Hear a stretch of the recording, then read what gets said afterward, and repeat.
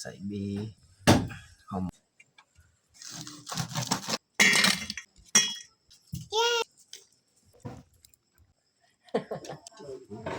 อย่าลืมกดไลค์กดแชร์และกดติดตามเด้อพี่น้องกล่าวทักทายสบายดีเบิดสู่ครูสู่คนเนาะยินดีตอนรับเขาสู้สองบ่าวยืงแล้วก็สำหรับมื้อนี้ก็บ่าวยืงก็ยังอยู่บ้านเนาะแล้วก็สำหรับมื้อนี้ก็บ่าวยืงสิมาเฮ็ดซีนแบะพู้นแหละทางหลังซีนแบะของพอเนาะก็คือแบะอันนี้มันตกคลองเนาะเพราะว่าฝนตกช่วงนี้เนาะแบะมันตกคลองก็เลยพอดีพอไปพอเอากลับมาเลยเนาะพอมันตกคลองมันก็ตายอยู่หันเลยเนาะแล้วเขาก็สิเอามาลวกพอกำลังลวกแล้วเราสิมาเฮ็ดนำกันเลยเนาะโอเคมีแต่ทุกคนติดตามเบิ่งติดตามชมกับพวกเฮาได้ยาวๆเลย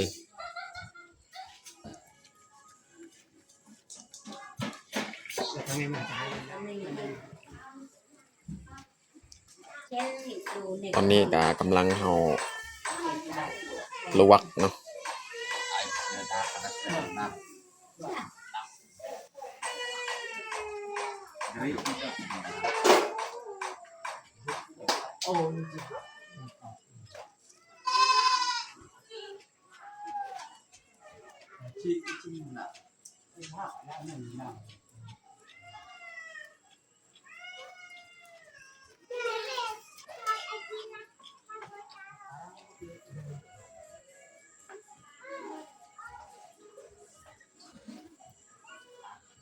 เด็กใส่เด็ก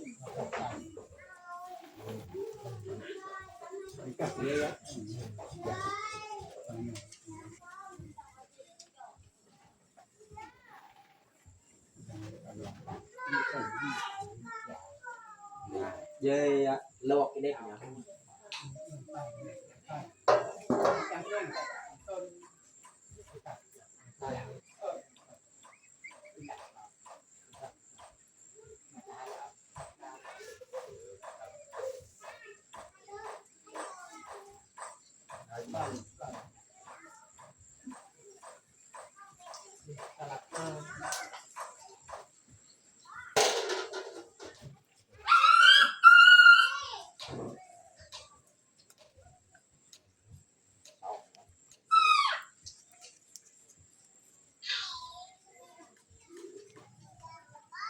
ตอนนี้ก็เรียบร้อยเอาเผาเอาลวกก้อนทีละก็จึงมาเผาแล้วเราจะเอาไปทำความสะอาดเลย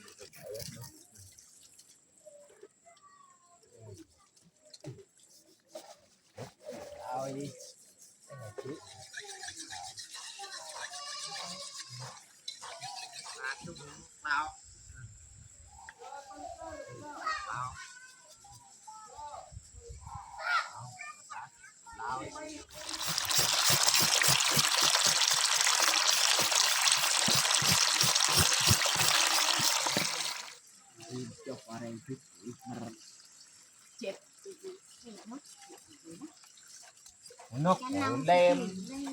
น้องเวเราในเราเนี่ยนะบอกแม่นบังดังของน้ำเดี๋ยวตอนนี้ก็เรากำลังปาดใส่มันออกเราทำความสะอาดก็เรียบร้อย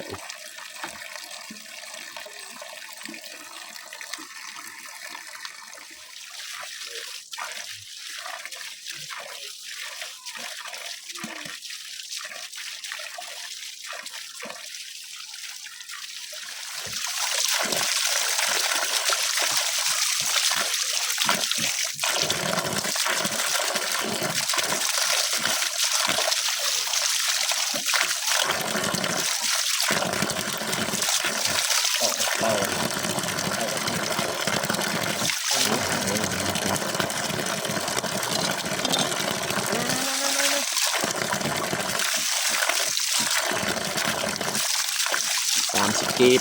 เราจะลากออกเลยตอนนี้เขาก็เอามาอยู่เฮือนเรียบร้อยเราสีมาเฮ็ดทำอาหารการกินตอนเที่ยงมื้อนี้แหละส่วนที่เหลือเอาไว้เฮ็ดจักหน่อยอีกเพราะว่าตอนนี้ก็เที่ยงแล้วรู้สึกว่าหิวข้าวก็มาเฮ็ดอาหารเที่ยงก่อนนี่ดูหลับแบบเองอัดเลย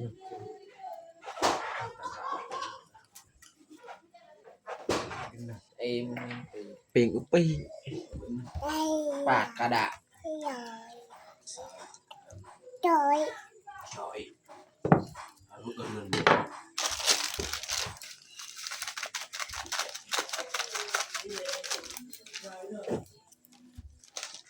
ใส่เกลือ cha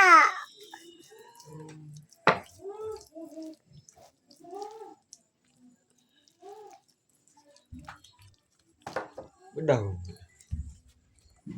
bé chéo về tặng một say được bao nhiêu ông tập gì cho nên mà tìm ôi bao nô dần lăn các bé có chạy bên đây như ta mới tổng một sao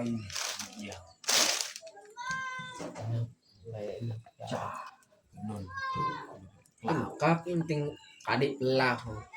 cha ôi nó đi pì cha một chồng ông hả đâu đã thật đi nuôi tàu đi còn đi đẹp là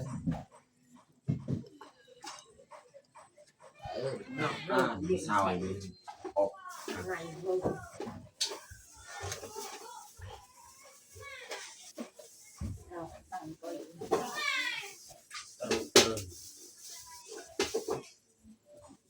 lại in vào thế nào ơi đi vô giờ này là đằng đây thì tôi sợ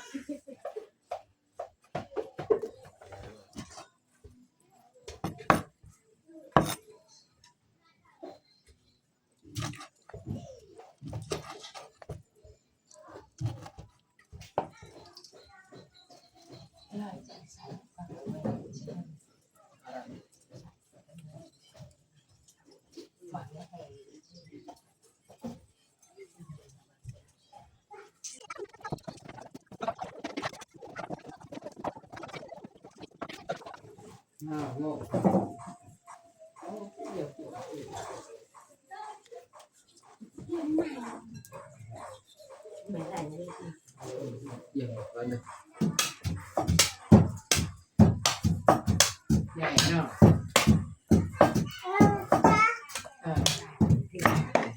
soi mà xịt tay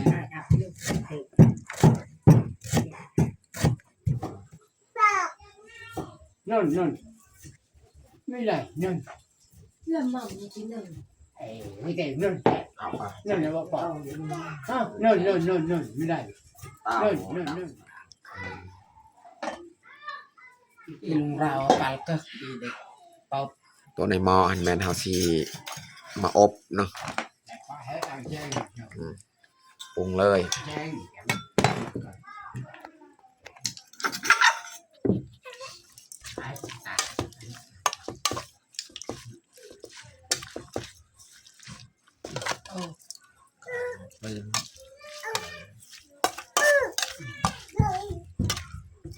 đa số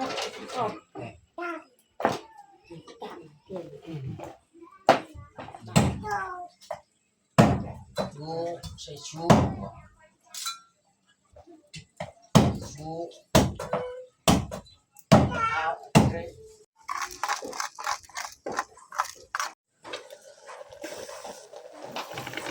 ตอนนี้ก็ไก่สิสุกแล้วตัวห่ออบนี่มันเป็นน้ำอีกพอเราอัดทาไซมันจะเป็นน้ำ บนชาอย่างนี้ดัง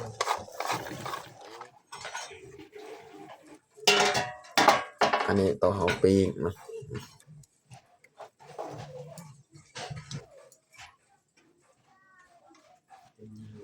ตัวปีนอันนี้ก็ยังบ่โดนใกล้สิสุกแล้ว เอ้ยเดี๋ยวเป็นจ้าเอาเต็มยืน ผักผักจ้ะ ฮะเอาฮะเอาเปิดนะโดย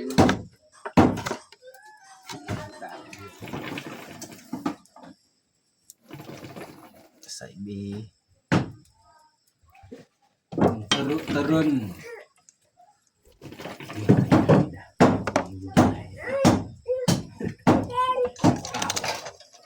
ใส่ข้าวคั่วสกรุกสกรวงตอก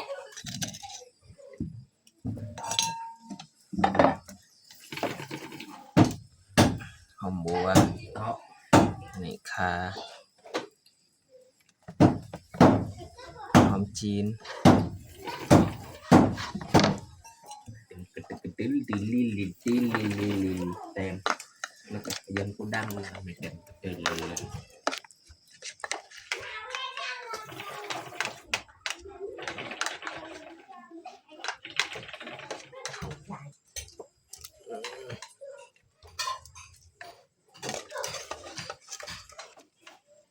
อันนี้ก็คือเครื่องในที่เราอบเมื่อกี้แหละ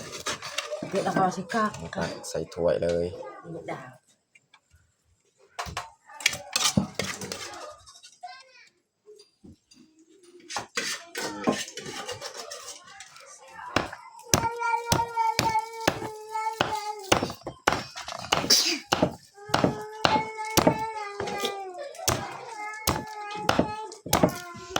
ต้น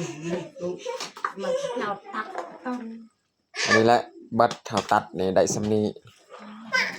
ซีนแบกของเฮาแต่เฮาจะยัดใส่หม้อแล้วก็ผสมปรุงเครื่องหอมใส่เกลือเป็นนัวแล้วจึงมาต้ม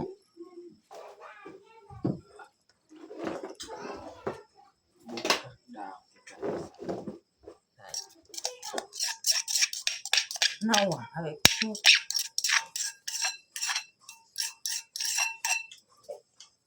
ใส่มีใบขิง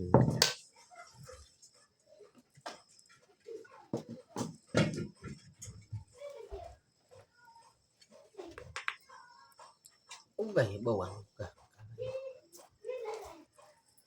ใส่ผงนัวเวลาสวนในจองดูติดถึงเขาเลยเอล chẳng nó còn chạy chẳng gì nào mình làm từ nữa phải chạy của sọt đã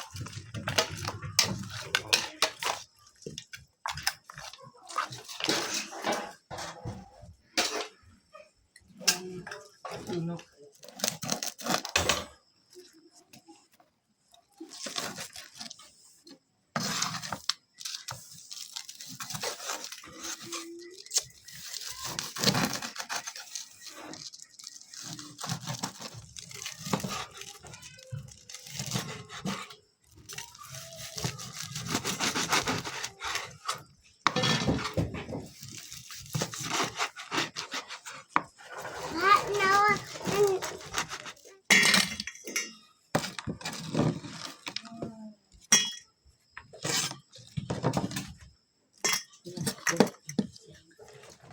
ตอนนี้ก็เรียบร้อยเฮาแต่งเขาเฮาอันนี้ก็คือตัวปิ้งเนาะอันนี้ตัวอบแล้วก็มีแจวสำหรับอาหารเที่ยงของเฮาก็ประมาณนี้แหละ ตอนนี้พาข้าวของข้าวกับเราจัดเรียบร้อยแต่สิกินข้าวทำกันเอามาพี่น้องมากินข้าวเที่ยงทำกัน มาคนมากินกระเทียมน้ำกัน ถ้าเรา chà chứ nào không nó từ có đảo xuyên เลยเต่า tao จุ๊หมดเต่ามากินข้าวนี่แหละ chẳng may còn nào อ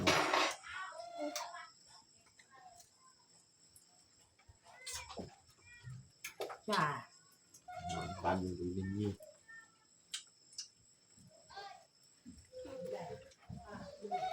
โดนน้ำตาแน่ยาวนะจ๊ะ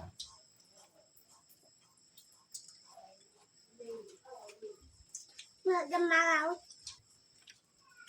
เด็ก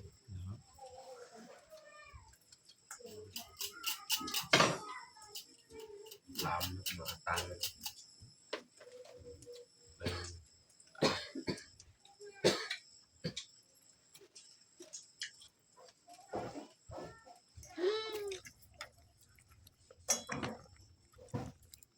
อ๋อปุรี ไปเรียนเอาได้นี่เอ้ย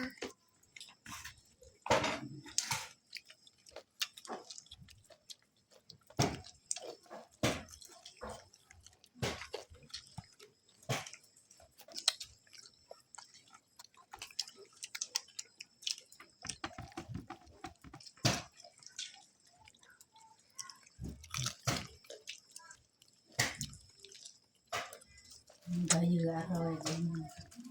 ม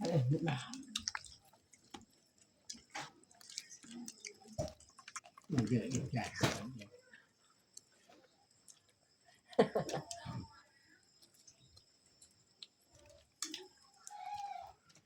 หลังดัง ก็บ้านสุภาพแจ๋วครับ อันน้อยโจยามีพูดเลย